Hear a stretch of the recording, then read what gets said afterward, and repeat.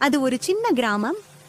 கோடை காலம் தொடங்கினாலே அங்க ஒரே பேச்சு, இந்த வருஷம் யாரு வத்தலா ஜெயிப்பாங்க. ஒவ்வொரு வீட்டுக்கும் முன் மூங்கில் பாய்களில் சிவப்பு மிளகாய் வெயிலில் மின்னும் நம்பிக்கையோடு பரப்பி வைத்திருப்பார்கள். இந்த வருஷம் மீனாட்சி பாட்டி மற்றும் பாப்பாத்தி இருவருக்கும் தான் கடும் போட்டி.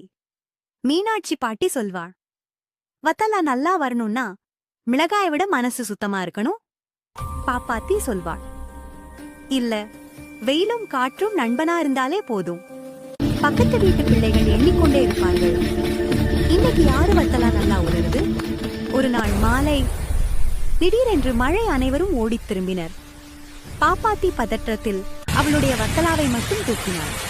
ஆனால் மீனாட்சி பாட்டி தன் வத்தலாவோடு சேர்த்து பாப்பாத்தி வத்தலாவையும் உள்ளே எடுத்தாள். மறுநாள் தீர்ப்பு நாள். ஊர் பெரியவர் சொன்னார், ரெண்டுமே நல்ல வத்தலாதான், ஆனா ஜெயிச்சது. சிறு மௌனம். மீனாட்சி பாட்டி, சிறந்த வத்தலா மிளகாயால் அல்ல, மனிதத்தால் தான் உலரும்